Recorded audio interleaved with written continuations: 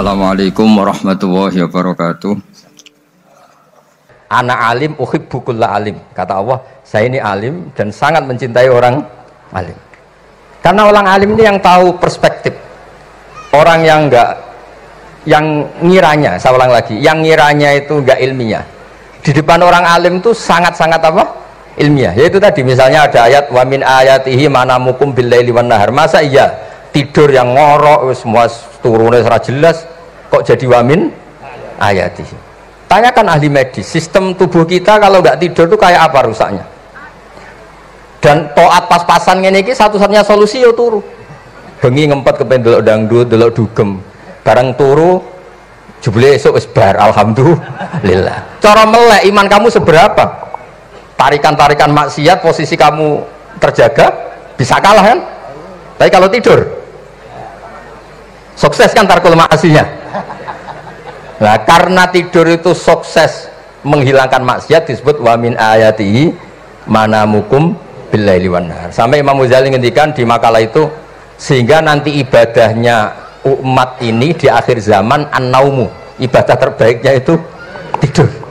Nah niku mulane maksud kula ngeten lho. Sampeyan anut jalur wong alim dia turu ya ibadah, tengok-tengok ya ibadah, jagongan nggih ibadah, gojol-gojolkan ambek kanca nggih napa? Ibadah.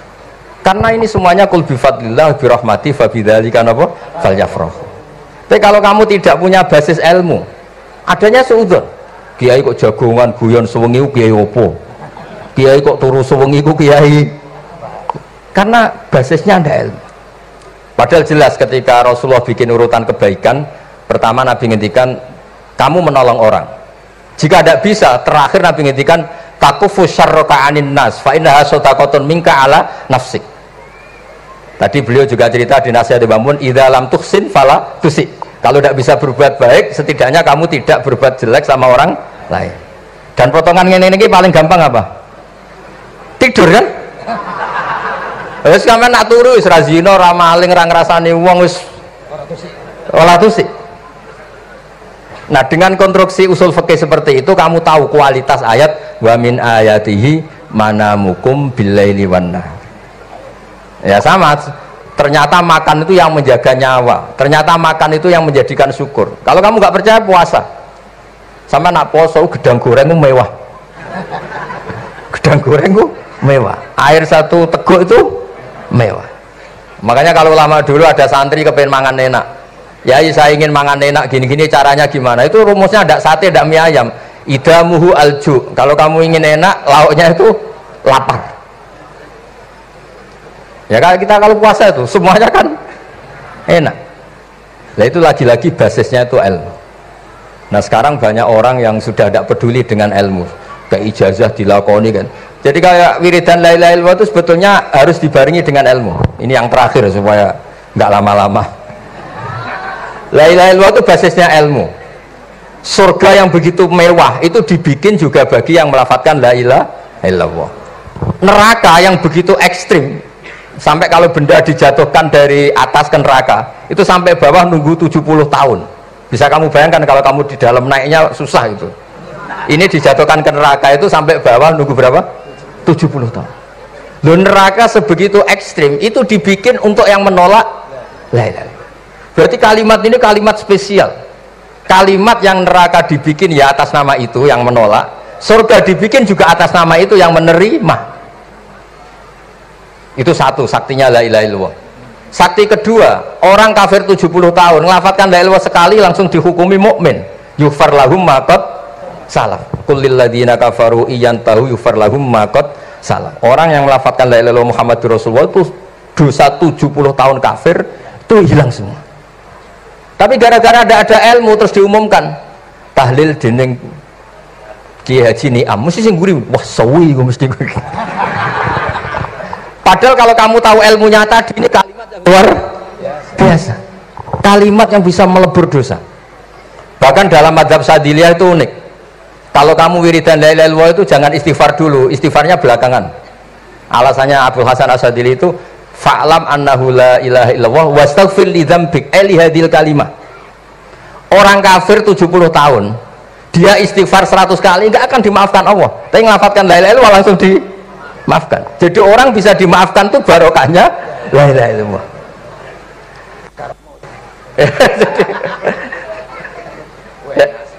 Ya kan? Jadi orang kafir 70 tahun wirid istighfar 100 kali atau 1000 kali dimaafkan enggak? Enggak kan? Tapi kalau membaca la ilaha illallah dimaafkan. Jadi istighfar tuh ngefek positif itu kalau dibarengi la ilaha illallah. Makanya wastaghfir li dzambika ay bihadil kalimah. Cara apa? Kamu boleh istighfar berdasar hadhil kalimah, berdasar la ilaha illallah. Tapi terus kemudian ya thariqah itu banyak, itu urusan rasa. Justru karena la ilaha illallah kalimat thayyibah harus disucikan dulu. Caranya istighfar dulu. Lah itu urusan monggo lah. Tapi apapun itu basisnya harus napa? Ilmu. Basisnya harus ilmu. Jangan malah sentimen. Wong di kuburan wiridan la ilaha illallah dihukumi kafir. Nah, itu kan aneh. Wong kalimat ini yang kafir saja menjadi muslim, sekarang yang muslim menjadi kafir. Itu paham kok seaneh itu gitu kan. Ya karena basisnya ada ilmu tadi. Coba kalau basisnya ilmu itu kan aneh betul. Hadil kalimah kalimatun soro bihal kafiru musliman fakaifa sorol muslimu bidzalika kafiron. Ini kalimat yang kafir saja menjadi muslim, masa dengan kalimat yang sama yang muslim menjadi aneh enggak? Aneh. Jadi kalau suwon pokoknya basis ilmu harus sekuat-kuatnya. Ya caranya gini nagih kiai kon sregep mulang aja politik terus ngoten. Tapi politik itu bagian dari ilmu, wis ra iso diterangno. Terus katanya niku ahlul ilmi dihormati, tapi nyatanya dipeksa. Terus memang banyak paradok dalam ilmu usul fikih. Ilmu usul fikih itu ilmu yang menjadikan orang itu bisa berpikir. Gitu. Kalau tak cerita tentang pertama tentang Ki Akil sing al ma'ruf bi ahli nahwi. Nahwu riyen di era dulu itu dadekno tiyang dadi wali. Sampai disebut hatta nahat qulubuhum li nahwihi famin azimi sya'nihi lam tahwihi. Terus orang-orang baik niku ketika usul teng pangeran nyebut Allah la ilaha illallah mboten saged. Sagete namung nyebut dhamir sa'an niku hu. Akhirnya kathah thariqah sing ha hu niku gara-gara ahli nahwu niku. Nah, disebut fa'uribat makna dhamiris sya'ni. Jadi ngelafatkan la ilaha illallah tidak bisa tapi hu bisa. Mergi ke Jawa niku tukang ngakali, terus hukum niku diakali. Sakjane teke hadis niku mangkana akhiru kalamihi la ilaha illallah dakhalal jannah. Tapi ada kekhawatiran pas la ilaha mati. Lah la ilaha mati ra radi kaya ateis. Ora ono pangeran maujud mati. Sampean kan gak iso janjian mbek Israel. Kan mboten saged weanan, mboten saged kong kali kong. Nah, daripada la ilaha niku resiko karena takut mati pas la ilaha dereng illallah. Terus Ki Jawa mulai nalkin ngangge Allah. Tapi Allah sarasan itu tidak mewakili la ilaha illallah. Akhirnya diambil dhamir sa'an fa'alam annahu la ilaha illallah. Niku asal usulnya. Cuma kebetulan thariqah kita tidak jalur itu, tidak jalur yang lewat dhamir napa? Sa'an. Tapi sementing tadi dawuh Kiai Mustafa, sementing kita tahu secara ilmu. Terus nomor kalih cerita uzlah wow. Kalau memang benar-benar uzlah. Terus kalau ini diundang acara-acara publik kemarin Habib Jindan gitu, hanya di halaqah ilmiah. Kemarin terakhir beliau ngerayu ini jari marrotan wahidah. Ini saya pegang. Dan itu dicatat di Loh Mahfud.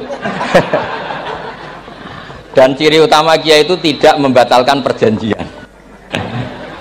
Jenengan jauh marrotan wahidah pas nih. Ben gelem. Terus ngeten kula cerita sithik tentang ilmu yang sering kalau utarakan. Di antara kitab yang dipakai guru-guru kita sing dilanggengi Mbah Mun Maus niku kitab Ihya. Kula dari sekian cerita Ihya yang paling kula kenang niku bahwa ternyata Allah itu andaikan boleh dibahasakan niku cara berpikir tuh dalam bahasa tafsir disebut tanazul niku wong ben kaya orang kebanyakan. Saya ulang lagi supaya orang tuh kayak orang nopo kebanyakan. ada dua ahli neraka yang dipanggil, yang satu ditakoi, "Cung ning neraka piye rasane?" "Syarru makan." "Mboten enak, Gusti." Terus pangeran diken balik, "Ya wis kono cung mlayu balik nang neraka." Niku tiange lari kencang, sekencang-kencangnya. Semangate sumeneng ape kon balik ning neraka. Ditakoki mbek pangeran, "Lho cung kon mara neraka kok seneng?" "Kula nu pun kapok Gusti, kula nu nyesal ketika di dunia nak jenengan utus niku lelat-lelet. Niki kula tobat dengan bukti dikan jenengan teng neraka kula mlayu." Lho nu pangeran akhire haru, wong kok semangate mlebu neraka kaya ngono. Mergo diperintah pangeran. Nggih, dados niki ijazah jenengan akan mlebu neraka jenengan sing semangat nggih. Karena zaman ning donya sering diperintah Allah mboten napa? Semangat. Nah niku kemungkinannya dibarno, kemungkinannya dipanggil. Lah tiyang niku terus dipanggil oleh Allah. Ya wis kaya wong apik, tak kongkon nurut tenan, semangat tenan, terus diken mlebu swarga. Nah niku ijazah pertama nggih. Dinaken mlebu neraka sing napa? Semangat. Sing kedua niku dipanggil niku plengakan lelat-lelet. Kados kula diutus Gus Mus niki nelpon kula mboten purun, akhirnya ning Bika jare matur Gus Subak. "Turuti ya, aku diamuk Bika," jare Bapak. Dados niki melibatkan sekian pihak untuk memaksa saya datang ke mriki. Aduh, repot wong sawang kempek niku. Repot. Mungkin di sepuro. Yang kedua niku diken mlebu neraka malih ku lelat-lelet, ndelok pangeran mboten semangat. Ditakoki mbek pangeran, "Kenapa kamu tidak semangat?" "Saya itu tidak pernah ngira jenengan yang baik sudah masukkan saya ke surga, kemudian jenengan nyuruh lagi saya ke neraka. Saya tidak pernah mengira engkau itu seperti itu." Terus Allah nggih, "Ana indadzoni abdibi." Ya ora apa-apa, swarga ya swarga. Ini dua ijazah untuk sampean supaya bisa masuk napa? Swarga. Terus kita tidak pernah tahu napa Gustofa ngundang kula nyenengno wong akeh ganjaran, napa meksa wong alim dosa, bener ngerti kula cara. Karena dalam ilmu usul fikih, kembali ke usul fikih, kula nu gak ada khazanah kathah tentang debate pangeran kalian nabi ini. Kathah, mboten satu dua contoh di beberapa kitab tafsir. Suatu saat kula sering cerita niki, suatu saat Khalilur Rahman Ibrahim itu kedatangan Israel. "Kamu mau apa? Mau matikan jenengan?" Kata Nabi Ibrahim, "Harro'aital khalil yumitu khalilah." Mosok aku kekasih pangeran dipateni, mosok orang yang dicintai membunuh yang dicintai, orang yang mencintai seseorang kemudian membunuh yang dicintai. Tidak ada itu. Akhirnya Israel matur teng pangeran. Cara politiknya ngeten, wau sing cara lagi seneng ngendikan politik. Wani kiai lengser dari beliau. Ono. Nah kula niku ahli tauhid wis pancen kodok kodare ngoten mawon, dadi mboten berpikir ruwet-ruwet. Terus Israel kan mboten biasa logika, kan malaikat itu SOP kan, mboten biasa logika. Akhirnya matur pangeran, kata Ibrahim, "Masa kekasih bunuh yang dikasih, masa yang mencintai bunuh yang dicintai." Tapi Ibrahim baru sadar ngadepi pangeran gitu, lebih pinter. Ketika Allah fakullahu, katakan ke Ibrahim, "Harlo aital khalil yakrohu ayal ko khalilah." Mosok jari seneng aku kok ketemu aku rawani, jari seneng kok rawani ketemu. Lah niki sampean aku pengen mati, monggo ngake ilmu sing niki. Wong jari seneng pangeran kok rawani ketemu pangeran. Jeneng, seneng seneng ketemu. Ibrahim seneng sakit. Yo mati saiki ora apa-apa mati saiki. Terus kedua, niki cerita karena ini pondok ilmu, orang harus biasa pakai logika usul fikih. Politik juga gitu. Nak kiai politik rawan kena syubhat. Tapi nak wong soleh oleh politik, kue ridho dipimpin wong fasik-fasik kabeh. Ya, mboten ngerti, mbok sing bener dis pokoke ngoten. Yes, itu memang logika usul napa? Fikih. Logika usul napa? Fikih. Ketika Nabi Adam badhe didamel niku materinya saking bumi. Pertama sing diutus Jibril ambekan qabdatan minal ardi, segenggam bumi, saya mau bikin Adam, materinya dari bumi. Setelah datang ke bumi mau ngambil ista'adzat billah, maksudnya ista'adzat billah, a'udzu billahi minka, saya berlindung Allah dari kamu, antasinani. Kalau dengar pe Gustofa dari ahli nahwu dados kula niki tak goleki tenan pancen syanahu mun mutaaddi bi nafsi. Mungkin nek dibuli ku antusinani kok panjang nanti cerita. Saya tidak ingin bagian dari saya diambil, kok aku bolong. Iku cara bumi itu sudah masalah. Terus akhirnya Jibril kembali, ya Allah, dia berlindung kepada engkau maka saya lindungi. Allah membenarkan Jibril, Mikail juga sama.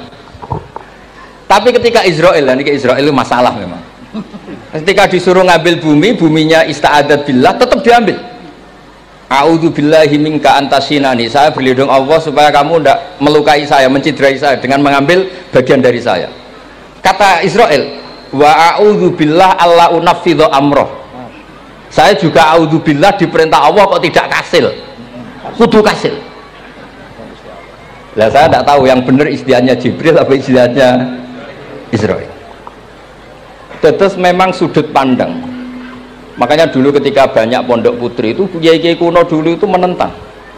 Alasannya nggih, nak bojone jelas khawatir kiai ini kecobaan itu jelas. Tapi banyak kiai itu nggih khawatir tenan. Kecoba fitnatin nisa. Tapi ketika logikanya dibalik, apa kamu ridho para perempuan-perempuan muslimat itu tidak dapat pendidikan apa? Agama. Hanya karena orang soleh tidak punya nyali, tidak punya peduli mengajar. Tapi kita saged diwalik. Ustaz-ustaz sing imane pas-pasan niku kowe ridho nak kecoba. Sampeyan milih mana? Ridho kecoba apa ridho bodoh? Nah, logika-logika usul fikih ini yang kemudian dipakai Wali Songo. Dipakai Wali Songo kemudian membiarkan sekian tradisi yang insya Allah itu salah sebetulnya. Tapi tidak sebanding dengan asmane Allah Subhanahu wa taala. Misalnya begini. Nggih niki dirungokno mawon. Sampeyan ra paham mboten napa-napa. Sampeyan nak ra paham wis anggap ae tawadhu. Pantese wong awam yo ora paham. Nak paham dadi kiai. Terus biasa mawon sampeyan nak ra paham aja tersiksa. Umpamane jenengan mboten kiai kok kon paham. Nah sampean pinter kados kula mestine ora ngrungokno, semangate hasud. Terus rivalitas perkara. Nah cara Mbah Mun nak cerita ngoten, dhisik ke zaman bodoh iku angger kiai mbok cucuk. Bareng padha kiai niku koyok saingan. Niku pun sunatullah ndak bisa dihindari, niku pun sunatullah. Terus kembali lagi ya.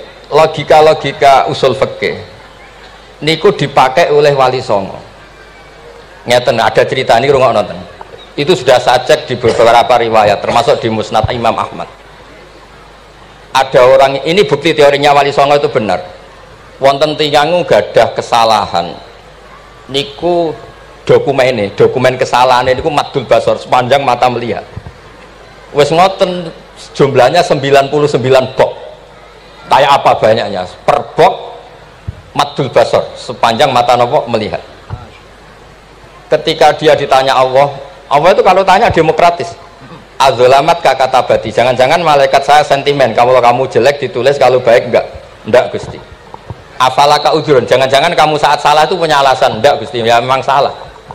Tapi kata Allah, sudah kamu tenang saja, kamu punya ini. Itu hanya satu box, ya kira-kira kayak tempat jam tangan itu.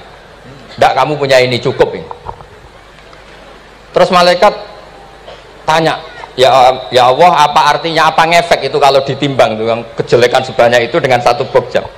Orang ini juga bilang, Gusti sudah ada usah ditimbang, nggak ngefek itu pasti kalah. Tapi setelah ditimbang menang yang satu box kecil tadi, karena di situ ada la ilaha illallah Muhammadur Rasulullah. Jadi malaikat diancam sama Allah, kamu berani tidak mempertimbangkan nama saya? Apapun banyaknya box itu dosa itu tidak saya. Kalau ini la ilaha illallah itu nama saya. Kamu berani tidak mempertimbangkan nama saya? Ya tidak berani Gusti, ya harus dimenangkan. Nah itu semalannya kalau pengajian ini ya ono istilatur rijal wan nisa, tapi baru kayak ngaji di sepuro. Ya aja muni halal tapi ya aja muni terus gak ono faedahe. Di sepuro insyaallah. Karena kalau nuruti harus steril halal itu kayaknya tidak bisa. Terus di situ ditutup fala yaskulu ma'asmillahi ta'ala syai'un. Dibanding asmane Allah Ta'ala sesuatu itu tidak ada nilainya, pasti menang Allah Ta'ala. Sehingga banyak ulama ngendikan kowe nak berdosa bersalah maca iki-iki. Dan kalau Anda dosa misalnya catatannya 1 box, terus di bawah ada astagfirullah, malaikat ditanya sama Allah, kamu berani tidak mempertimbangkan nama saya disebut di situ?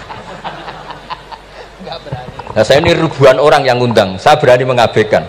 Bareng ana wong ngaku mbah ya mbah tenan wae. Ya terus ngoten, kowe wani gak mempertimbangkan Gustofa sing mantune Mbah Maimun.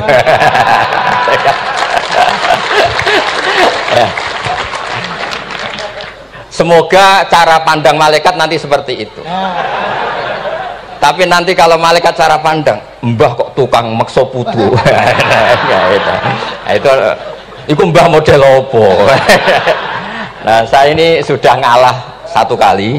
Berikutnya logika kedua yang insya Allah terbangun di kalangan malaikat, yaitu mbah ora oleh maksa napa? Putu. Ning dinggon mbah yang baik putune dolanan di barno. Ini ora. Putu lagi asik-asik dolan. Rene. Kon nyapu. Nah, itu udah jenis mbah yang baik. Nah, ini pentingnya ngaji. Kalau nate ditanya sama seorang dosen, Gus, masa iya Quran yang katanya mutu semutu-mutunya, kemudian ada ayat kulu washrobu, mosok urusan mangan, gak usah disuruh orang juga makan. Terus kualitasnya kulu washrobu itu di mana? Terus kalau jawab, terus sorokan yang penting wopo, rapat utawa seminar. Ndak ada rapat, ndak ada seminar itu kamu ndak mati, tapi kalau nggak makan itu mati. Penting mana? Ya penting makan. Lah iya, jadi orang itu lupa kalau sesuatu yang seserius itu karena menjaga nyawa, yaitu makan. Terus karena makan tuh hal yang murah dianggap biasa, itu bahaya. Sehingga sebetulnya yang kita bisa jadi wali lewat halal keseharian tidak bisa jadi wali karena tadi. Saya punya hadis, ini mudah sekali untuk Anda jadi wali, bahkan di atas wali lah. Inna woha ta'ala layar do anil abdi, pakai inna masih pakai lam taukid. Inna woha layar do anil abdi ayakulal aklata fayahmadahu alaiha aw yasroba syarba fayahmadahu alaiha. Allah itu sangat ridho ada orang makan 1 asupan kemudian dia muji Allah. Loh, orang tidak punya alpat itu tidak mati, tidak punya tanah ribuan hektar itu tidak mati, tapi kalau nggak makan sesuap nasi mati. Penting mana? Penting makan.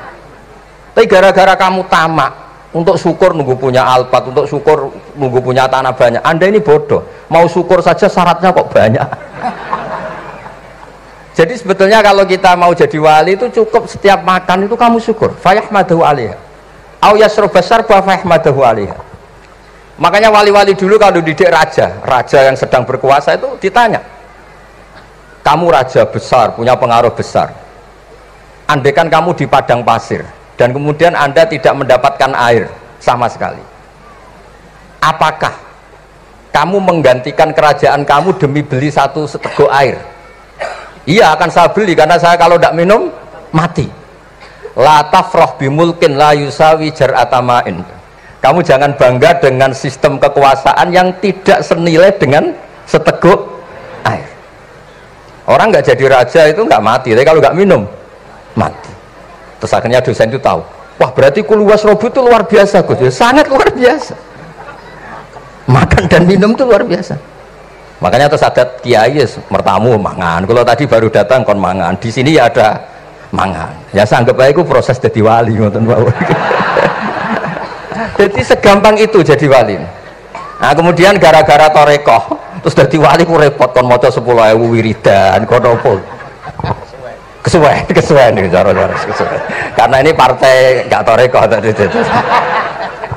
Dulu abahnya Mbah Maimun Mbah Zubair itu kalau disuruh wiridan lama-lama itu nggak mau.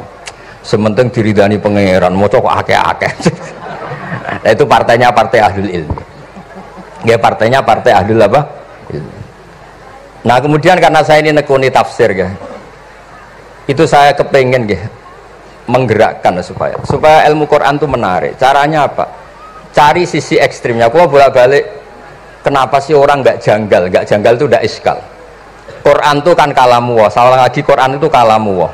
Masa iya Allah yang Tuhan kemudian ngendikan iya kana budu wa iya kanas tai, kepadamu aku menyembah. Masa Allah ngendikan gitu pada kekasihnya Nabi Muhammad? Padahal Allah itu al-ma'bud bukan abid. Allah yang disembah bukan yang menyembah.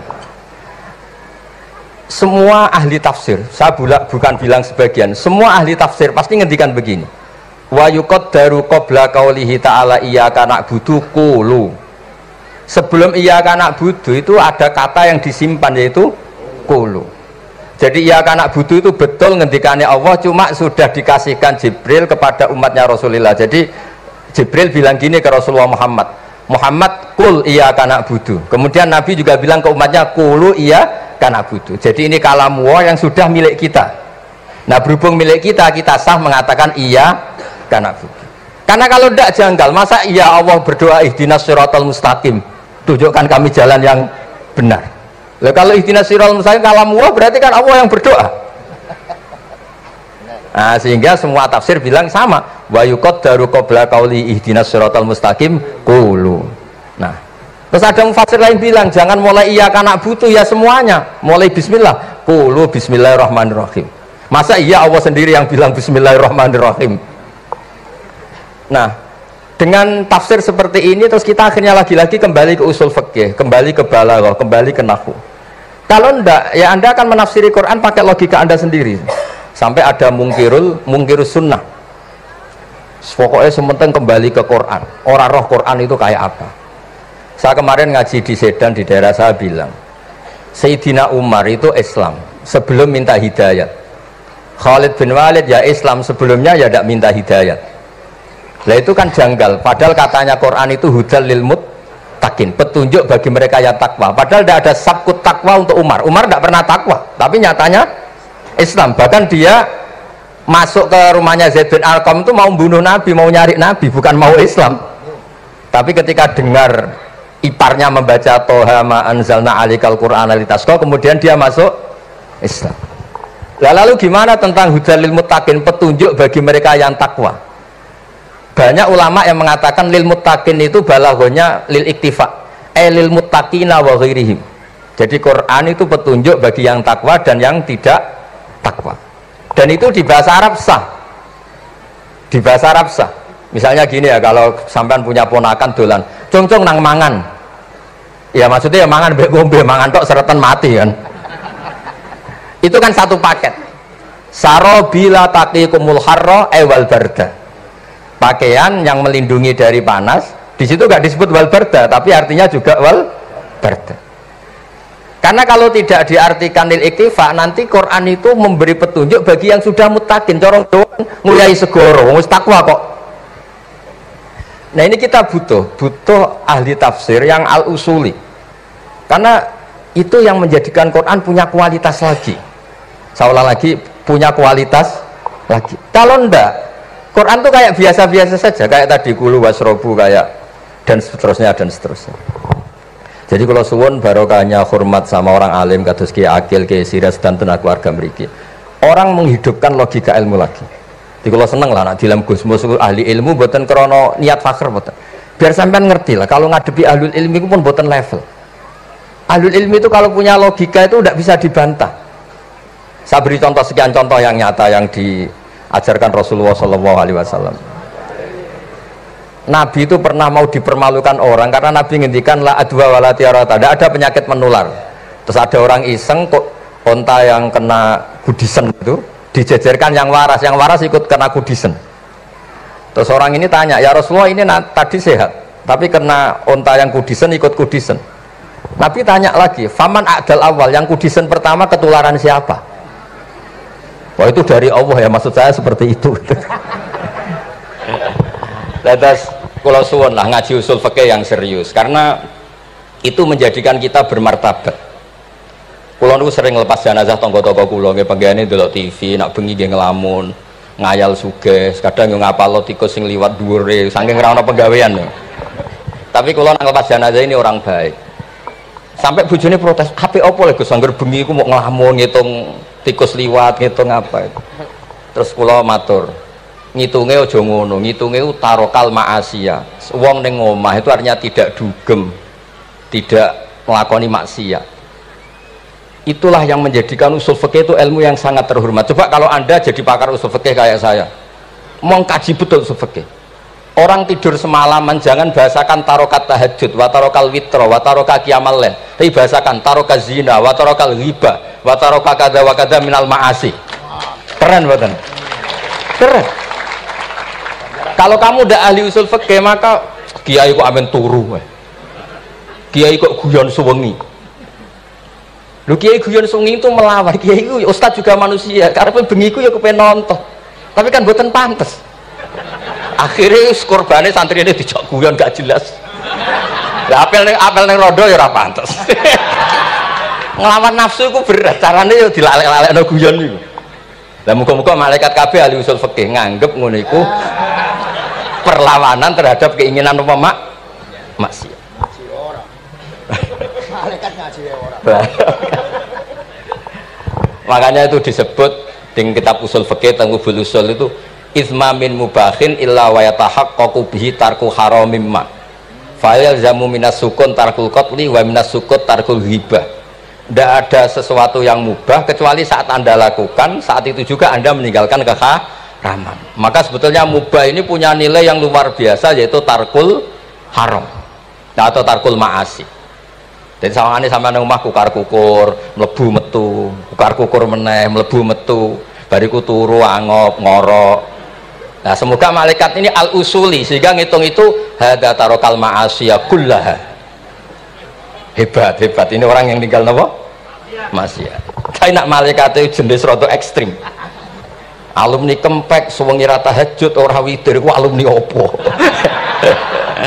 Mulane kalau niku ngaji usul fikih terus supaya diperdengarkan ke malaikat. Supaya teorinya pakai usul nopo? Fikih. Jadi kalau melihat kita melakukan mubah niku dihitung tarkul nopo? Maas.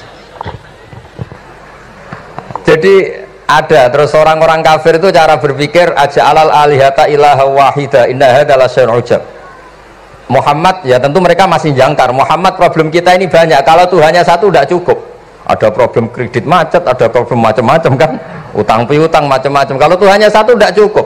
Kita butuh Tuhan banyak karena problem kita banyak. Lalu Nabi mengajarkan mereka apa logika yang dibangun. Kalau kamu jadi buruh, kemudian majikan kamu banyak, semuanya merintahkan kamu bingung nggak? Ya bingung. Tuhan kamu itu majikan kamu, kalau banyak-banyak perintah semua kamu yang bingung. Ya sudah mat Tuhannya satu saja. Itu disebut wa rasulan darabawa masalah rajulan fihi syuraka umutasakisuna wa rajulan salamal lirrajul. Nah, sekarang itu kita ini mulai kehilangan fatonanya Rasulullah SAW. Nabi dulu itu kalau menerangkan ilmu itu logikanya gampang sekali. Logika yang dibangun tuh gampang sekali. Ada orang cerita, ya Rasulullah saya ini ada sekian anak saya, yang paling saya cintai satu. Apa saya boleh melebihkan yang paling saya sayangi dalam pemberian? Nabi jawabannya itu tidak langsung jangan enggak. Apakah kamu berharap bahwa mereka semuanya baik ke kamu? Iya, semuanya saya ingin baik ke saya. Ya kalau gitu jangan. Kan tidak fair kita mengunggulkan yang satu, melebihkan yang satu, sementara kita berharap semuanya baik. Itu tidak fair kata Nabi. Jadi dulu Nabi itu terus ini yang cerita fikih. Dulu Ahlul Madinah itu mangga itu masih pentil sudah dijual. Pentil dijual harganya 2 juta. Masa iya pentil harganya 2 juta? Karena dengan asumsi sudah jadi mangga. Tapi ketika Nabi datang di Medina dan penduduk Medina itu abkhosna sikailan, orang paling buruk dalam pertimbangan dalam jual beli, Nabi cara ngendikan itu unik. Ara'aitum law anna waha yamna'us samra fabima yastakhillu ahadukum mala akhi. Kalau pentil ini ternyata kena angin terus kemudian tidak jadi buah, lalu kamu nerima uang 2 juta itu atas nama apa? Atas nama beli pelem, nyatanya belum jadi mangga. Mosok kalau pentil seharga 2 juta. Semenjak itu terus Ahlul Madinah sadar kalau jual buah itu nunggu ba'da buduwi solahiyah, setelah samroh ini berbentuk. Tapi Nabi tetap ngendikannya pakai logika. Nah sekarang banyak kiai yang sidik-sidik neraka. Sebenarnya Nabi itu ngajari logika. Ada pemuda dia itu hipersek, mau masuk Islam tapi tetap boleh bebas. Saya ini ingin Islam tapi jangan larang seks bebas. Wah itu sahabat semuanya melarang ketemu Nabi karena ini ngawur betul, masa pamit Islam kok. Tapi setelah gaduh, Nabi tanya, kenapa gaduh? Ada pemuda mau masuk Islam tapi yasta'izinu fi zina, dia minta izin supaya tetap boleh zina. Kata Nabi, suruh ke saya ke sini. Setelah datang di depan Rasulullah, logika yang dibangun Nabi itu luar biasa. Atuhibbuhu li bintik. Kamu suka punya anak putri kemudian jadi demenannya orang laki-laki hidung belang? Ya ndak, saya bunuh orang itu. Andaikan itu ke ibu kamu, saya bunuh orang itu. Atuhibbuhu li bintik, atuhibbuhu li ummik, atuhibbuhu li ukhtik, atuhibbuhu li kholatik. Kamu suka punya anak putri yang jadi demenannya orang? Ya ndak suka ya Rasulullah. Kamu suka kalau punya ibu didemeni orang banyak? Ya ndak suka Nabi. Sampai otaknya itu yastakbihu zina. Sehingga otaknya itu, wah zina itu buruk betul. Akhirnya ya Rasulullah sudah, saya mau se-Islam tanpa zina-zina. Karena logika yang dibangun Nabi itu luar biasa. Nabi pertama mengingatkan atuhibbuhu li bintik, atuhibbuhu li ummik, atuhibbuhu li ukhtik, atuhibbuhu li kholatik. Sampai dia ini nggak bisa apa-apa. Sudah Nabi sudah. Jadi logika ini yang harus kita waris. Lagi-lagi kembali yang bisa waris itu ahlul ilm. Sama itu kan kayak diskusinya Nabi Yahya dan Nabi Isa. Nabi Yahya itu suka berkawan orang-orang soleh. Setiap berkunjung di mana itu nyari yang orang-orang soleh. Ditanya kenapa kamu berkawan orang soleh? Ya berkawan orang soleh itu asik. Tapi kalau Nabi Isa enggak. Kalau ada desa-desa yang masih hitam, masih merah itu dikunjungi, kemudian dibina. Ditanya sama Nabi Yahya, lima anda tanzilu ala syirarin nas. Kok kamu kumpul orang-orang yang kayak gitu? Jawabnya beliau, innama ana tabibun udawil mardo. Di mana-mana Nabi itu ya dokter. Di mana-mana dokter nyembuhkan yang sakit. Jadi dulu logika kebalikan itu dibangun, sehingga dulu ulama khilaf itu ikhtilaful a'immah apa? Rahmah. Masyhur itu. Saya sering cerita dan itu ada di kitab Khilyatul Auliya. Nabi Yahya itu lebih ceria. Nabi Isa itu agak sering cemburut. Atau kebalikannya, yang satu tuh mali aro ka'abisan ka'an nakataknatu mir rahmatillah. Kamu kok sering cemburut, seakan-akan rahmat Allah itu terbatas. Wong kok raiso syukur. Sama barokah Rasulullah SAW. Orang yang sedang melafazkan la ilaha illallah Muhammadur Rasulullah pasti muslim. Barokah itu kita merasa mayoritas. Meskipun tadi Islami KTP tetap dia muslim. Meskipun kita perbarui terus, kita perbaiki terus. Karena barokah dihukumi muslim, kita merasa mayoritas. Dan kalau mayoritas itu keinginan Rasulullah SAW. Karena Nabi berharap saya tidak diberi mukjizat tongkat kayak Nabi Musa. Itu kata Ibnu Hajar al-Asqalani, andaikan mukjizatnya Nabi itu tongkat, itu hanya yusyahadu bil absor, hanya bisa disaksikan mata yang melihat. Itu pun disaksikan orang di eranya yang menyaksikan mukjizatnya Nabi Musa. Kalau mukjizatul Quran itu dijaga oleh Rasulullah ila yaumil qiyamah. Barokah Quran wong sing tau nakal, tau apa iso tobat, karena Allah selalu ngendikan wa anibu ila rabbikum, ayo kembali. Barokah Quran sing sugih sedekah anfiku, sing melarat sedekah sabar. Sing hasud ngempet hasude tok niku ibadah. Sing tukang maksiat ngempet tok ra sida maksiat kuwi ibadah. Mulane dawuh Kanjeng Nabi, wong sing kepengin maksiat, orang yang ingin maksiat kemudian tidak jadi maksiat itu wis ganjaran. Mulane sering mawon boten sida. Jadi barokah sampean kepengin maksiat, iku nak ra sida malah ganjaran. Makanya ada 7 wali, di antara yang disebut Nabi itu wa rajulun da'athu imra'atun datu mansibin wa jamalin faqala inni akhafu. Tapi itu wali yang paling riskan gitu. Jadi di antara orang yang jadi wali itu lelaki diajak perempuan cantik, kemudian dia bilang ini akhafu. Itu enggak usah dicoba itu karena rawan kecelakaan. Tapi itu pun ya jadi wali. Makanya Abu Yazid Al-Bustami itu pernah merasa wali paling top, kemudian dia ingin pesaing, kompetitor. Dan tanya, ya Allah, yang kompetitor setingkat saya itu siapa? Dijawab sama Allah, yang tidur itu. Kenapa itu kan tidur, saya tahajud? Ya karena kalau orang bangun, terjaga itu bertarung dengan nafsunya. Sidora, dangdut, topora, ribet. Nak turu wes. Berarti status orang tidur itu tarokal ma'asiyah kullaha. Bukan sekedar tarokal ba'dal ma'asiyah, tapi tarokal ma'asiyah kullaha. Makanya Imam Ghazali ya punya hajar riwayat. Nanti di akhir zaman, afdalu ibadati umat itu an-naum. Lah ini Kiai Jawa, ini cerita yang ringan-ringan saja. Tapi yang penting itu ilmu. Di sini saya sebut beberapa kitab yang disebut Habib Abdul Qadir Ar-Risalah, Al-Mustasfa. Al-Mustasfa itu usul fikih. Terus Al-Kutubus Siddah karuan. Terus Al-Um. Kitabnya Imam Syafi'i. Itu kitab-kitab yang saya yakin siapapun pembacanya pasti menjadi al-musnid al-muhaddis. Karena di situ ada logika yang dibangun, bukan sekedar riwayat, tapi logika yang dibangun. Rasulullah itu kalau nerangkan orang itu gampang, mulai yang guyon sampai yang serius itu gampang. Masyhur itu, Rasulullah itu sangat mencintai Khadijah, dan kalau ketemu Halah, adiknya Khadijah itu dihormati. Sayyidah Aisyah cemburu. Itu ketika Sayyidah Aisyah cemburu, aslinya menyebut Khadijah itu ajus, ya namanya orang cemburu. Ajus itu perempuan tua. Engkau kenang terus, padahal sudah diganti saya yang lebih muda. Gantian Sayyidah Fatimah yang mangkel, karena ibunya dikomentarin apa? Ajus. Terus Sayyidah Fatimah tanya, ya Rasulullah, dengan cara apa saya menghentikannya Aisyah? Kata Rasulullah ya gampang, bilang saja sehebat-hebatnya kamu, itu perawan dapat duda. Ibuku itu janda dapat joko. Karena Khadijah zaman dapat Nabi itu sudah duda, dapat Nabi itu masih joko. Aisyah perawan dapat duda. Semenjak itu sudah Aisyah tidak pernah ngomong lagi, Sayyidah Aisyah tidak pernah ngomong lagi. Nabi itu gampang sekali. Pernah ngendikan tidak ada penyakit menular. Ada aja orang iseng. Unta yang tidak gudikan, yang tidak kudisan itu dijejerkan yang waras. Ternyata yang waras ikut kudisan. Orang ini senang.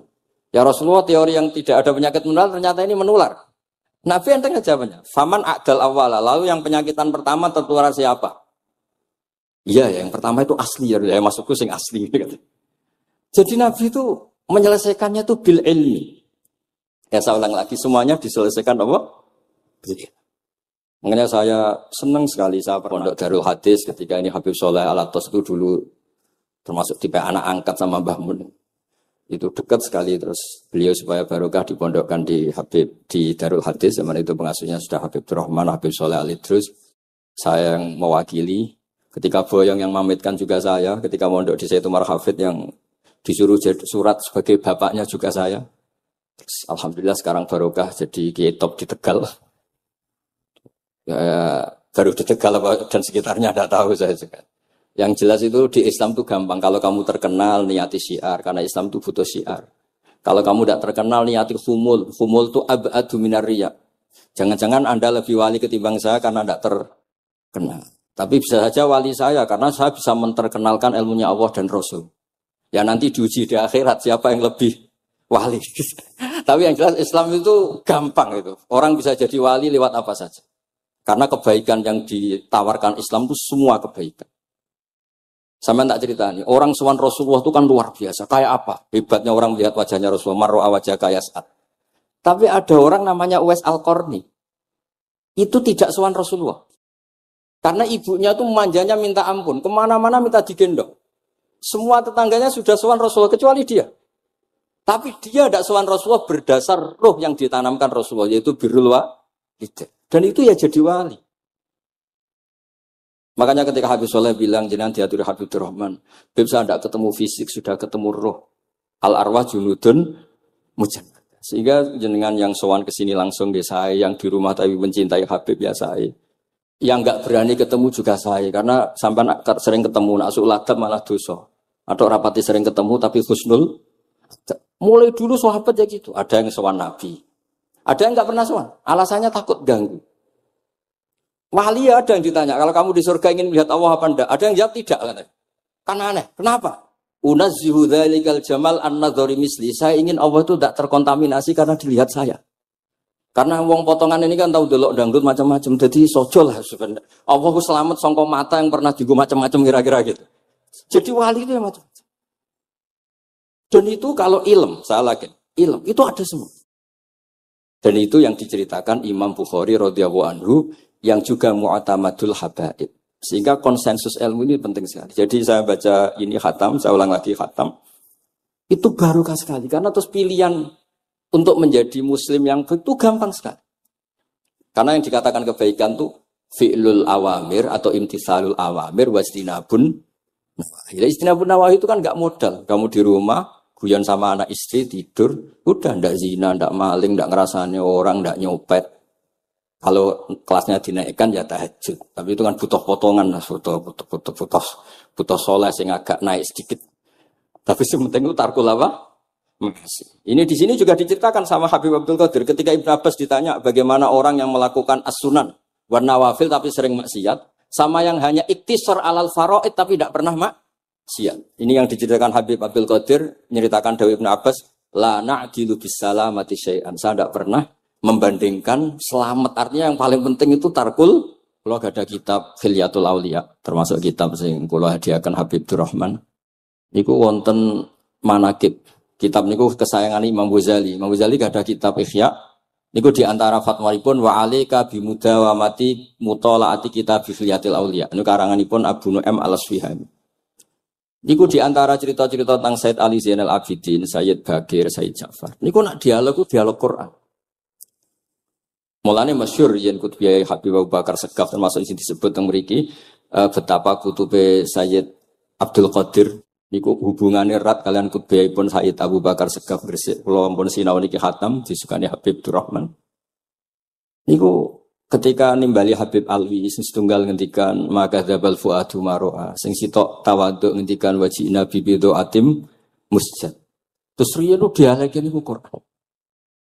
Sebab niku Quran ini pun munsajim, pun menyatu teng ati. Begitu juga ulama-ulama niku Quran. Riyen ketika ada seorang, kalau bolak-balik cerita niki kersane jenengan latihan memahami Quran. Karena itu ilmu yang saya tekuni. Dulu Mbah Mun ngaos tafsir niku kalian Said Alawi pun Said Muhammad. Terus Mbah Mun mboten nate ngendikan kecuali berdasar Quran. Niku riyen tiang riyen, niku wonten napa mawon niku itibare kalian Quran. Harun Ar-Rasyid niku nate ditamoni tiyang ustaz. Cara sakniki radi mlete. Ya khalifah ya Amirul Mukminin. Ini nasihun lak. Famusyaddidun 'alaika fala tajid fi nafsika syai'an. Saya nasihati kamu kemudian agak keras. Maka jangan diambil hati karena saya ini tegas keras. Apa jawabannya Harun Ar-Rasyid? Inna wa ta'ala arsala man huwa ahsanu minka ila man huwa asma'u minni. Wa ma'adzalika qala ta'ala faqula lahu qawlan layyina. Allah Ta'ala itu ngutus orang yang lebih baik ketimbang kamu. Maknanya Nabi Musa. Ke orang yang lebih jelek ketimbang saya yaitu Fir'aun. Itu saja ada aturannya. Faqula lahu qawlan layyina. Kamu maka harus halus. Makanya pas sekali tadi dawuhnya Habib Abdurrahman kita niku Wali Songo. Wali Songo itu membawa Islam itu ringan. Wong sing biasanya keimangan sesajen, dhisik dikakno setan, saiki dikakno tangga. Wis pokoke terus dhisik dongane jamba-jambi sing menawa ana sing dihukumi syirik saiki ditahlili. Dene tahlil kok iso diarani syirik ya terlalu la ilaha illallah kok syirik ku piye. Wong la ilaha illallah itu kalimat yang orang kafir saja menjadi muslim karena ngelafadzkan. Nah saiki gara-gara la ilaha illallah diwaca pitung dinane mayit wong dadi musyrik koyoke rada aneh. Teori itu mboten ketemu akal. Akhirnya dia gampang mawon, tidak merubah kultur yang ada tapi diubah. Napa? Diubah. Jenengan kalau cerita nih Rasulullah Shallallahu Alaihi Wasallam, niku tidak merubah adat jahiliyah secara ekstrim. Tapi Rasulullah niku mengemas dengan kearifan. Kalau tak cerita sidik, kenapa Nabi dipilih dari suku Quraisy? Suku Quraisy itu gak ada tradisi saya. Kalau ingin menikmati perempuan tuh ya nikah. Sehingga ketika Nabi dianggap aneh-aneh dakwah itu kata orang-orang Quraisy, Muhammad kalau kamu ingin aneh-aneh itu karena ingin nikah. Kamu seneng siapa? Zawasnaka. Kamu saya nikahkan. Sebab itu disebut adat-adat itu kamu saya nikahkan. Bukan saya carikan perempuan, buatan kamu saya nikahkan. Sebab itu adat-adat Quraisy yang termasuk di lem gitu. Mulai terutama teruntuk adatnya mbah-mbahnya Rasulullah Shallallahu Alaihi Wasallam. Niku tarakus sifaha falam yusibkum aruhu min adami wa ila abihi wa ummi. Semuanya meninggalkan perzina. Hafidhul ilahu karomatal li Muhammadin abahul amjada saunal ismi. Niki penting kula aturaken kersane kultur kula wau sering jagungan kalian Habib-habib sing aos teng Mbah Mun.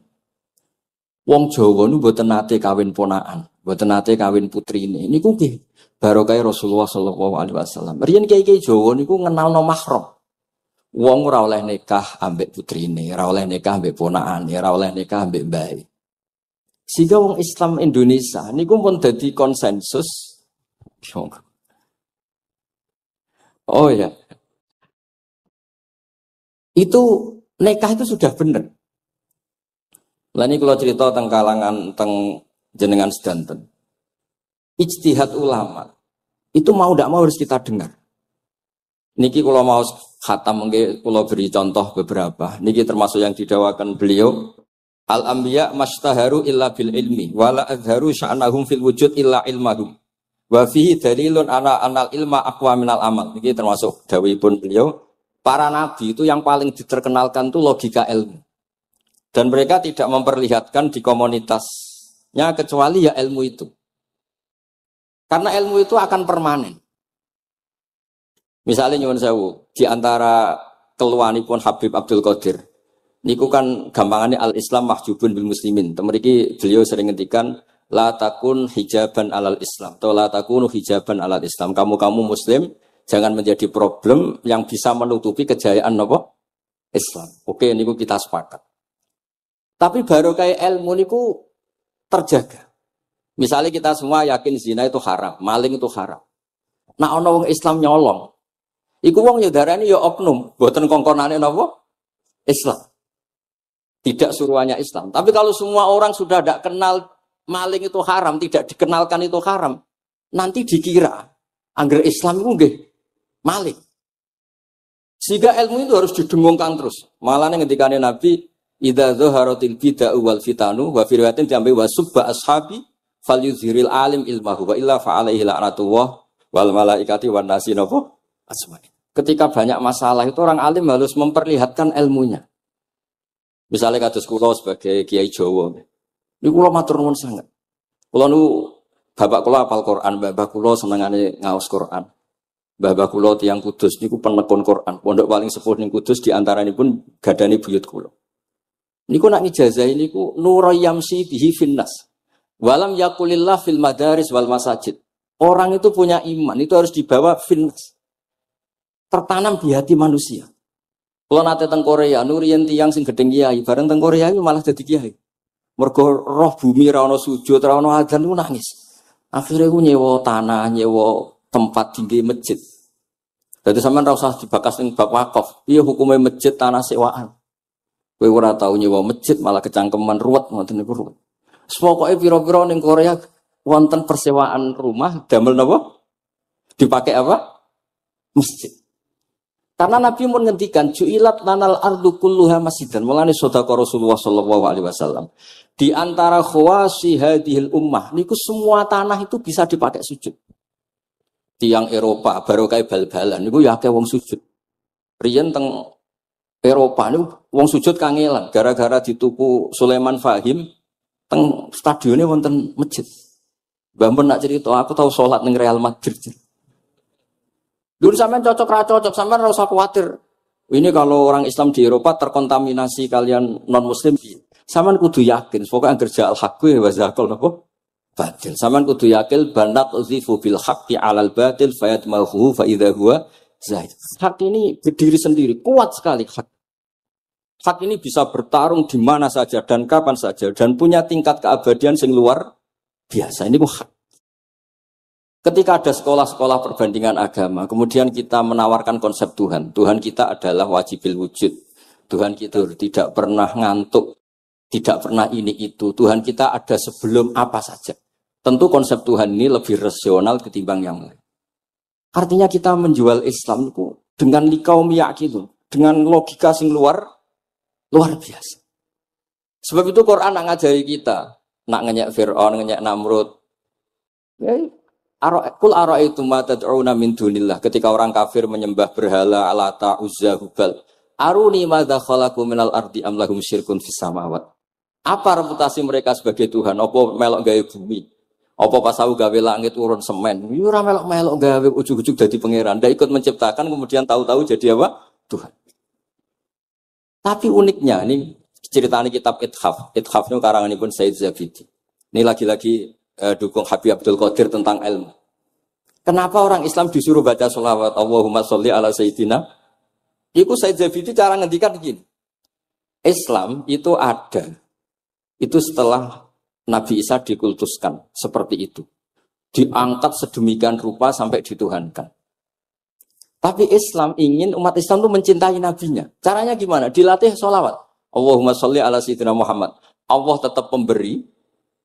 Nabi Muhammad apapun topnya, apapun hebatnya, tetap yang diberi.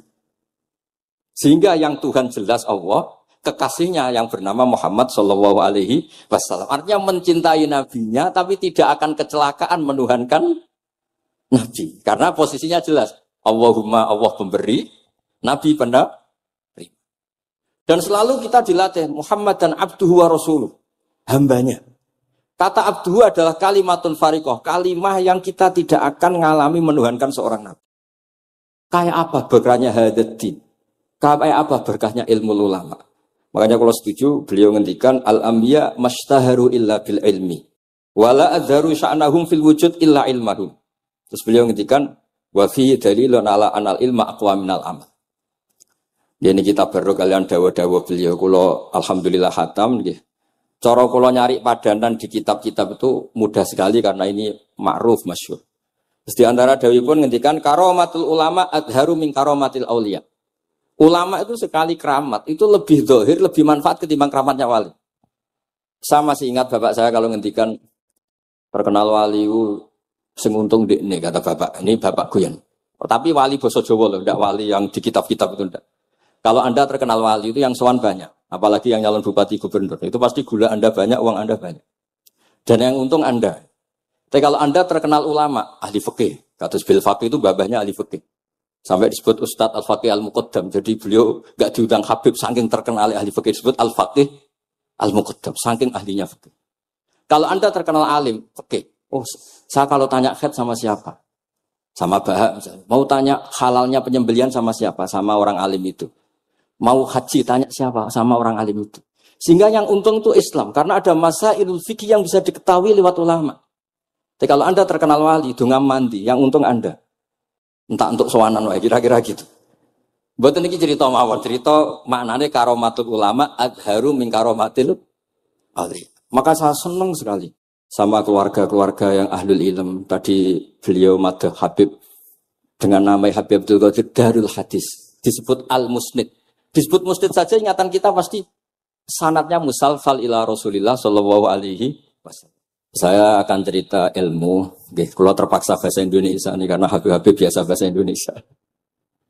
Sebenarnya kalau senang bahasa Jawa, selain lebih sopan nggih, ben rondok-rondok ketara nak Jawa.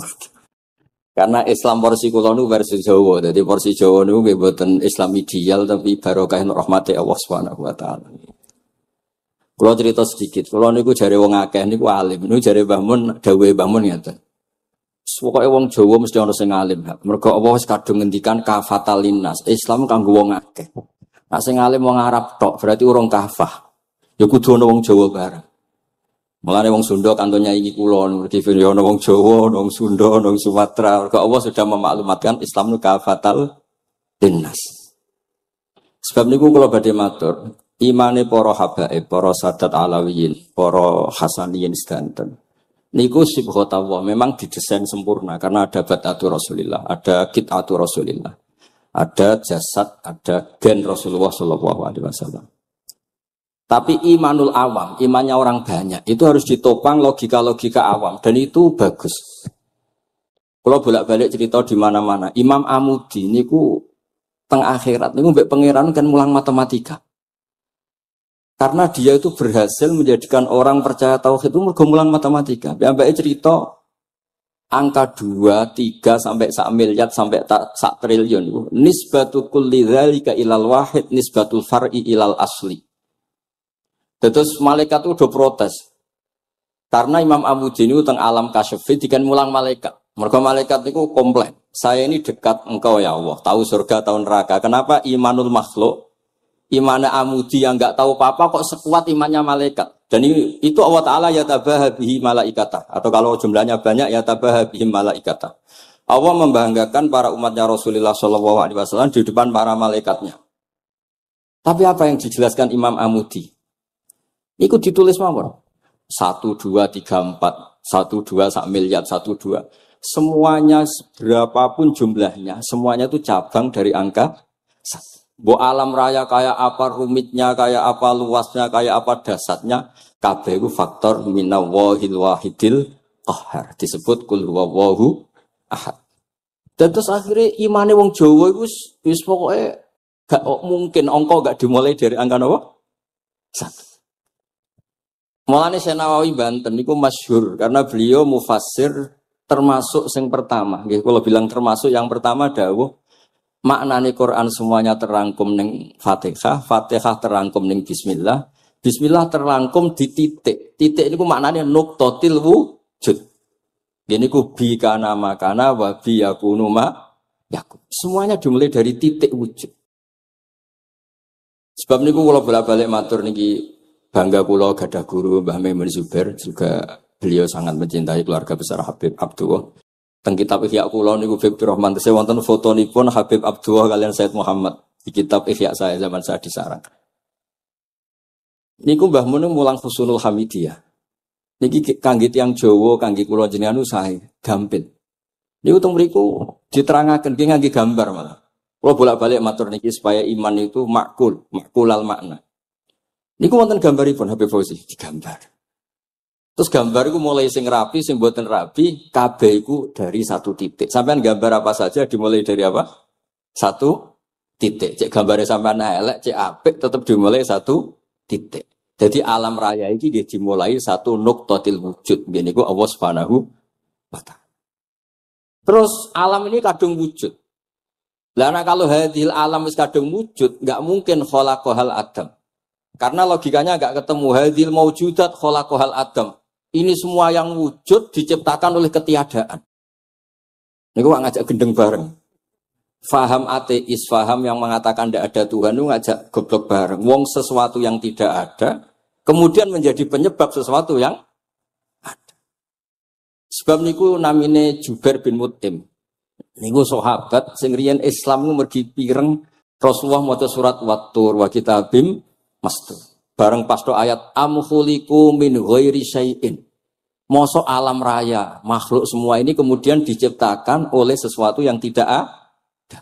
Itu langsung Islam. Karena logikanya mbake sadar. Mesti hadil maujudat ya khalaqahal maujud, mesti barang wujud diciptakan oleh yang wujud. Karena wujud ini pencipta harus bersifat wajibil wujud. Dan karena pencipta harus bersifat qadim atau awal. Lah niki penting kula aturaken kersane jenengan ngaos Quran mergi sing didhawuhna Nabi taraktu fikum khalifaten. Niku Nabi ngendikan ahaduma asqalu minal akhar sing disebut Nabi kitab wa itrati. Walai yaftariqa hatta yarida aliyal haq. Terus kula suwun para pecinta Habib Abdullah, Habib Abdul Qadir, Habib Abdurrahman, semua keluarga Habib Ahmad semuanya keluarga zuriyah atau mantu atau muhibbin, tolong ilmu itu dijaga. Diomongkan terus, cocok tidak cocok diomongkan. Syekh Abdul Qadir Al-Jilani itu Sultanul Aulia. Beliau enggak pernah enggak tahajud, juga enggak pernah enggak duha. Tapi beliau cerita, Sayyidah Aisyah itu kalau ada orang duha terus diparani. Kamu jangan menyamakan sholat sunat dengan sholat fardu. Kalau kamu terlalu istiqomah nanti dikira fardu itu diswiping. Ibnu Abbas memaklumatkan, usolliha yauman wa atrukuha asron. Biasanya saya 10 hari melakukan sekali. Untuk membedakan antara sunat dan wajib. Abu Bakar Umar itu orang paling lomo, tapi nggak pernah kurban. Karena kalau dia korban, dua beliau ini korban, nanti dikira korban itu wajib. Rasulullah itu ibadahnya paling sempurna, tapi semuanya tawaf musyatan, jalan kaki semua. Dan al-ajub bi qadrit, tapi Nabi itu tofa rohiban, Nabi malah pakai unta. Padahal pas itu sehat.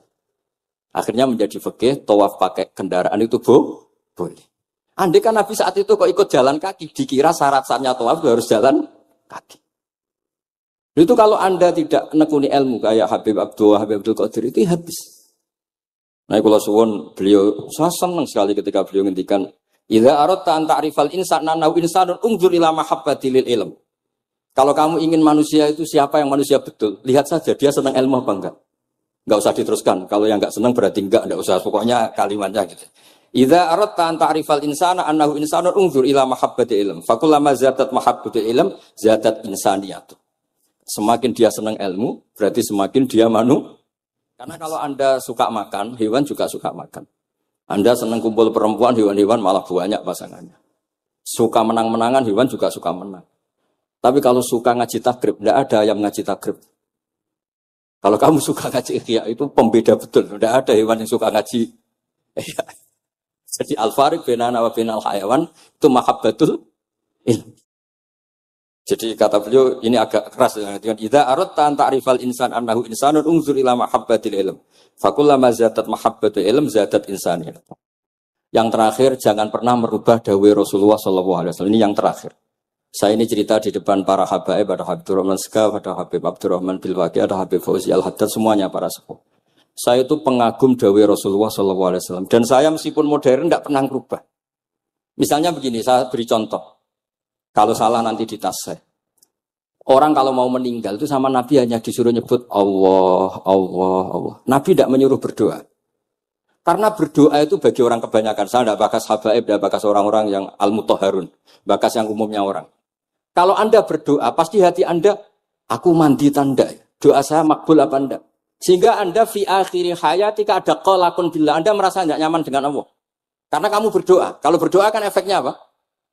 Disembadani apa enggak? Dikabulkan apa? Enggak. Sehingga terus kalau enggak dikabulkan, saya sudah sholat puluhan tahun, ngaji puluhan tahun, ternyata enggak ngefek karena enggak dikabulkan.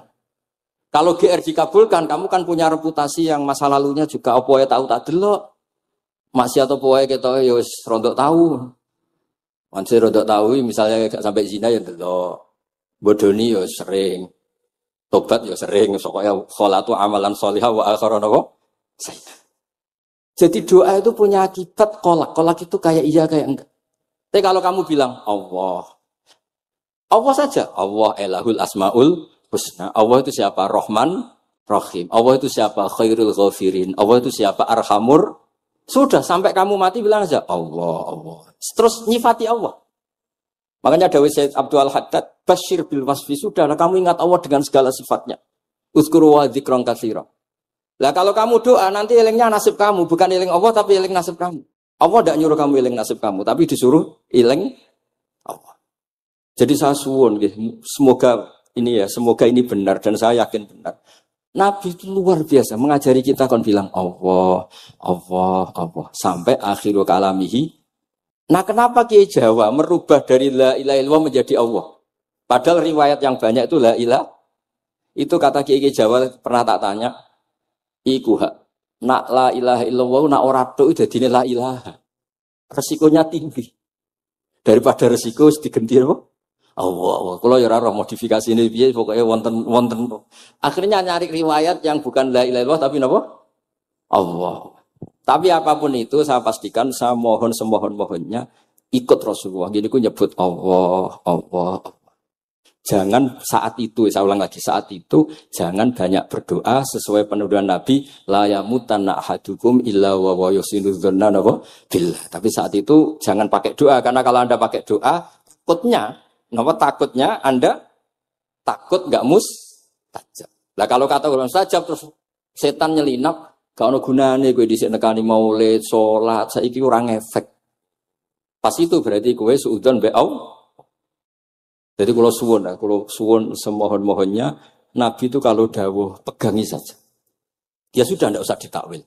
Pokoknya harus mangkana akhiru kalami la ilaha illallah fi riwayatin Allah napa dakhalal jannah. Terus Nabi ngendikan, terus Nabi ra ngarah goroh, mosok Nabi ngendikan mesti fa itu fa jawab. Kalau ada fa-nya yang riwayat fa, kalau enggak ada pokoknya dakhalal jannah, siapa penyelafatkan la ilaha illallah pasti dakhalal jannah. Daripada sampean duwe kolak itu merasa ndak nyaman. Sebab itu di banyak riwayat ngendikane man syaghalahu dzikri an mas'alati wa fi riwayatin an du'ai a'taituhu afdhala ma'utis sa'ilin. Orang yang sibuk ingat Allah, baik dengan Quran maupun yang lain, pokoknya sibuk ingat Allah, sampai dia itu lupa meminta, itu akan saya kasih di atas permintaan orang-orang yang minta. Karena ingat Allah itu lebih mudah, kata Sayyid Abdul Haddad. Ingat Allah itu lebih mudah. Allah lahul asmaul husna. Allah arhamur rahimin. Allah ar-rahmanur rahim. Daripada sampean ingat nasib sampean. Saya, ketoke tahu salat suwi, poso suwi, tapi maksiate juga suwi. Maulid teko yo biasa 2 jam, tapi dandutane yo tahu 3 jam. Ruwet wae nek eling sampean ruwet. Tapi nek eling Allah, Allah, Allah lahul asmaul husna. Allah, Allah lahus sifatul ula. Allah arhamur rahimin. Allah rahman rahim. Ini disebut basyir bil wasfi. Sehingga sudahlah kamu senang saja. Allah itu punya sifat yang luar biasa dan sifat Allah itu pasti ngefek ke kita. Nggih, kula ngapunten Kang Kada dan kula matur nuwun sanget disukani kesempatan